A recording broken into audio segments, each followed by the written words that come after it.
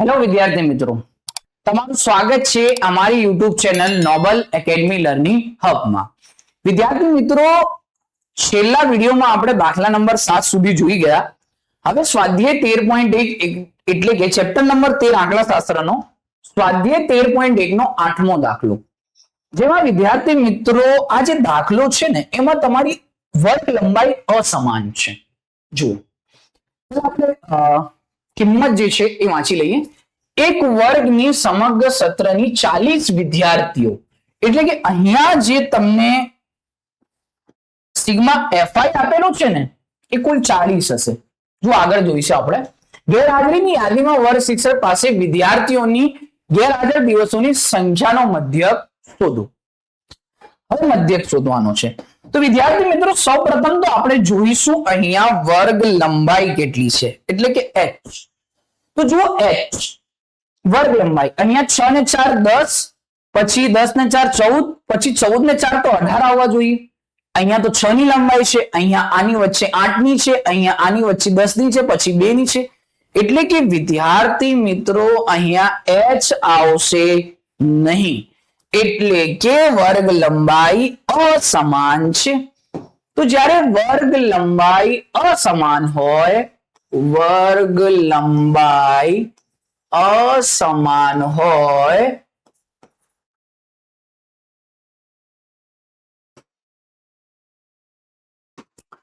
વર્ગ લંબાઈ અસમાન હોય ત્યારે આપણે બે રીતથી દાખલા ગણીશું. સીધી રીત નો પણ ઉપયોગ કરવાય અને ધારેલ મધ્યક. તો વિદ્યાર્થી મિત્રો, સીધી રીત તો તમને હું પહેલા જ દાખલામાં બતાડી હતી. હવે ધારેલ મધ્યક બાકી છે. તો ધારેલ મધ્યકનો એક દાખલો લઈ લઈએ, જે આ દાખલા નંબર 8 એટલે કે એફઆઈડીઆઈ થી કરીએ.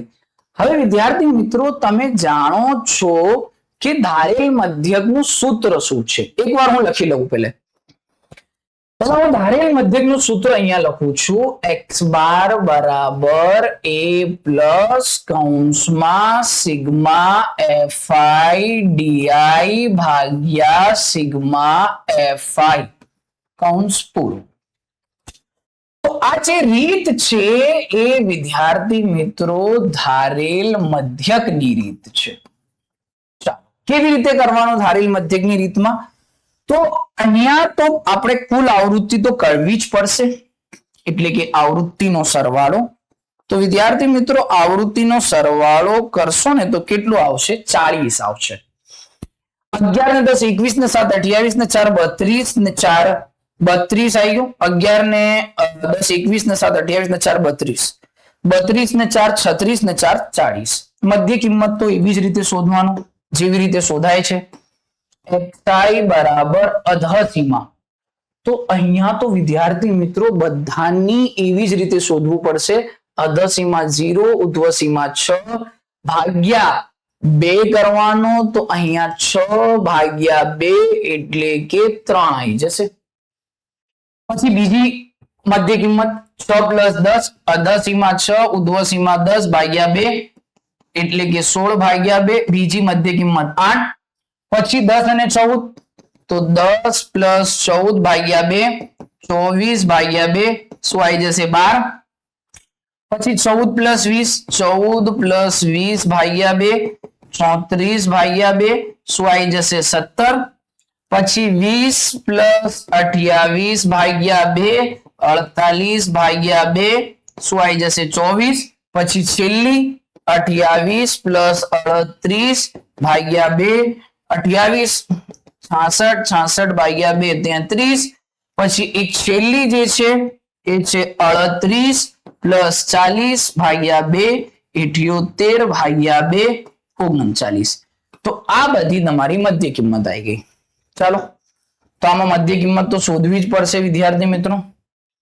તો પ્રથમ મધ્ય કિંમત 3, પછી બીજી 8, 12, 17, 24, 33, 39. હવે ડીઆઈ નું સૂત્ર છે xi માઇનસ a. અહીંયા h નથી, તો વિદ્યાર્થી મિત્રો તમે જાણો છો કે પ્રથમ કિંમતને શું લેવાનો xi માં a, તો અહીંયા તમારો a કેટલો આવી ગયો 3.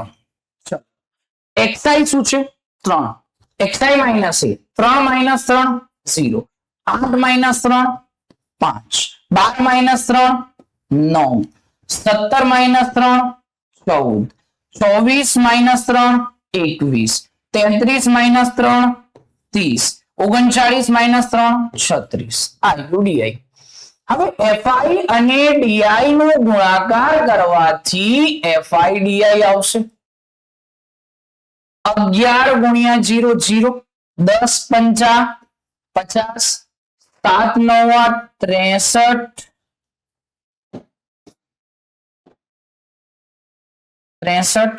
પછી 14 ચોક 56,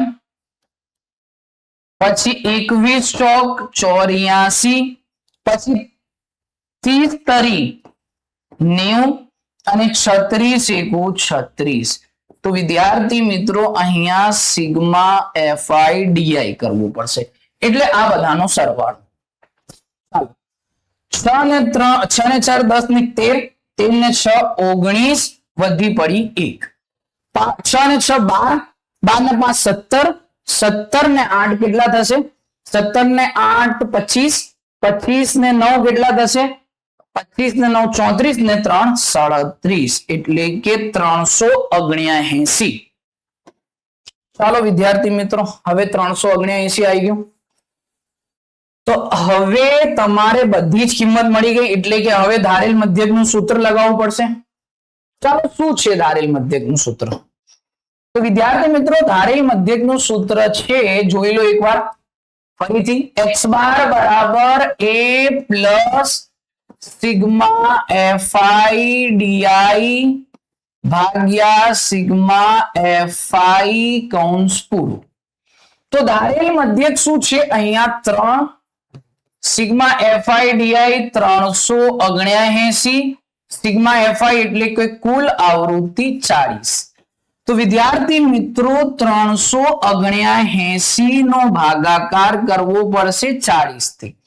તો 4 નો ઘડિયો 37 સુધી એટલે કે 4 9 36 એટલે કે 40 9 360. પછી બાદ બાકી કરીએ 9 માંથી 0 બાદ કરતા 9 વધે, 7 માંથી 6 બાદ કરતા 1 વધે. ભાગ ચાલશે ને પોઈન્ટ રાખીને 0 ચોગુ 16 એટલે કે 160 30 આવી ગયું. 4 સિત્તા 28 એટલે 280 20 આવી ગયું. 40 પંચા 200 એટલે કે 00 9.475. ત્રીજી સંખ્યા 5 અથવા 5 થી વધારે હોય તો બીજી સંખ્યામાં +1 કરવાનો એટલે કે 47 48 થઈ જશે. 3 + 9.48. વિદ્યાર્થી મિત્રો હંમેશા એક વાત યાદ રાખો કે જે સરવાળો છે ને એ હંમેશા છેલ્લે જ કરવાનો હોય. તો અહીંયા 9 ને 3 12 એટલે કે તમારો જવાબ જે આવી જશે 12.48 x બાર. આ જે તમને હું દાખલા સમજાવ્યો વિદ્યાર્થી મિત્રો એ કઈ રીતથી કર્યો છે? ધારેલ મધ્યકની રીતે પણ તમે કરી શકો છો, સીધી રીતથી પણ તમે કરી શકો છો. સમજણ પડી ગઈ વિદ્યાર્થી મિત્રો? ચાલો હવે આગળ વધીએ. છેલ્લો દાખલો છે આ 13.1 નો છેલ્લો દાખલો. ચાલો આ તો આપણે પદ વિચલનથી જ કરીશું. પદ વિચલનમાં સૌપ્રથમ h, ચાલો h શું આવી જશે અહીંયા h 55 ને 10 65, 65 ને 10 75 ને 10 85 ને 10 95 એટલે કે વર્ગ લંબાઈ 10 કુલ આવૃત્તિ. ચાલો સિગ્મા FI 3 ને 10 13, 13 ને 11 24, 24 ને 8 કેટલા થઈ ગયા? 24 માં 8 ઉમેરતા 32 ને 3 35 આ 35 આવી ગયું. પછી xi અધાસીમાં પ્રથમ xi શોધીએ. અર્ધસીમા 45 છે, ઉર્ધ્વસીમા 55 છે, ભાગ્યા 2 કરીએ 100 ભાગ્યા 2 કરીએ તો તમારો જવાબ આવી ગયો 50. એટલે કે તમારી પ્રથમ મધ્ય કિંમત 50 છે. હવે વર્ગ લંબાઈ સમાન છે એટલે કે 10 10 ઉમેરીએ 50 માં 10 ઉમેરતા 60 માં 10 ઉમેરતા 70 માં 10 ઉમેરતા 80 માં 10 ઉમેરતા 90. હવે પદ વિચલનની રીતમાં તો વિદ્યાર્થી મિત્રો પ્રથમ કિંમતને સુધારવાનો એ, તો જ્યાં એ ધારીશું ત્યાં શું આવશે? 0 આવશે. પછી 1 2 3 4. હવે FIUI નો ગુણાકાર 3 ગુણ્યા 0 0, 10 એકુ 10, 11 દુ 22, 8 તરી 24 અને 4 તરી 12, 3 ચોક 12, એટલે કે સિગ્મા FIUI બરાબર, અહીંયા સરવાળો કર્યો 4 ને 2 6 ને 2 8, વધી પડી 1 ને 1 2, 2 ને 2 4 ને 2 6 ને 1 7, 78 આવી ગયું. તો વિદ્યાર્થી મિત્રો અહીંયા સિગ્મા FIUI 78. પછી અહીંયા સૂત્રનો ઉપયોગ કરવાનો. શું છે સૂત્ર પદ વિચલનનો? x બાર બરાબર a પ્લસ સિગ્મા FIUI ભાગ્યા સિગ્મા FI કૌંસ પૂરો ગુણ્યા h. એક વાત યાદ રાખી લો વિદ્યાર્થી મિત્રો કે સીધી રીત એટલે સિગ્મા FIXI, FIUI વાળી એટલે કે પદ વિચલનની રીત, અને FIDI વાળી એટલે કે ધારેલ મધ્યકની રીત. હવે તમને ધારેલ મધ્યક શું આપેલું છે? 50 આપેલું છે. પછી સિગ્મા FIUI 78 આપેલું છે. પછી તમને સિગ્મા FI 35 આપેલું છે અને h શું આપેલું છે? 10 આપેલું છે. હવે વિદ્યાર્થી મિત્રો અહીંયા 5 દુ 10 થઈ જશે અને 5 સીધા 35 થઈ જશે અને 5 5 કટ થઈ ગયા. તો વિદ્યાર્થી મિત્રો શું જવાબ આવી ગયો? 50 પ્લસ કૌંસમાં 78 ગુણ્યા 2 ભાગ્યા 7. ચાલો 78 નો ગુણાકાર 2 થી કરીએ. 8 દુ 16, વધી પડી 1, 7 દુ 14 ને 15, 156 ભાગ્યા 7. ચાલો ભાગાકાર કરીએ. 156 ભાગ્યા 7, 7 દુ 14, ભાગાકાર પાછળ કરીએ વિદ્યાર્થી મિત્રો. ચાલો અહીંયા જ કરી લઈએ. 156 ભાગ્યા 7, 7 દુ 14, 15 માંથી 14 બાદ કરતા 1 વધે, ઉપરથી ઉતાર્યો 6. ભાગ ચાલશે? નહીં ચાલે ભાગ. કે ચાલશે ભાગ? નહીં ચાલશે. 6 છે, 16 છે, તો અહીંયા વિદ્યાર્થી મિત્રો ભાગ ચાલી જશે ને. 7 દુ 14, સોરી ચાલી જશે. 16 માંથી 14 બાદ કરતા 2 વધે. અહીંયા હવે ભાગ ચાલશે નહીં, તો પોઈન્ટ રાખીને 0. 7 દુ 14, પછી 6, 7 એઠા 56, 7 એઠા 56, અહીંયા 40 આવી ગયો. પછી 4 સિત્તા 7 એકુ 7, 7 દુ 14, 7 તરી 21, 7 ચોક 28, 7 પંચા 35, 7 પંચા 35. તો તમારો જવાબ 22.29 આવી ગયો. 50 પ્લસ 22.29. તો અહીંયા તમારો સરવાળો કરવાનો. 50 માં 22 ઉમેરતા કેટલા થઈ જશે? 72. તો 72.29 મધ્યક એટલે કે તમારો જવાબ આવી ગયો 72.29. અહીંયા શું છે? ટકામાં. તો અહીંયા તમારે લખવાનો વિદ્યાર્થી મિત્રો ટકા, 72.29%. આગળ શું છે? આગળ નહીં, અહીંયા નથી. ગેરહાજર દિવસોની સંખ્યાના કૌંસમાં કશું નથી, તો અહીંયા આ જવાબ બરોબર છે. તો વિદ્યાર્થી મિત્રો સમજણ પડી ગઈ. તો એની સાથે તમારો સ્વાધ્યાય તમે સ્ક્રીનશોટ પાડી શકો છો. તો પાડી લો. ચાલો આનો પણ, પછી આનો પણ.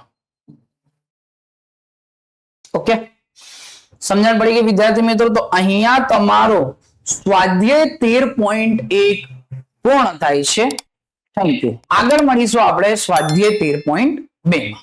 થેન્ક યુ વિદ્યાર્થી મિત્રો.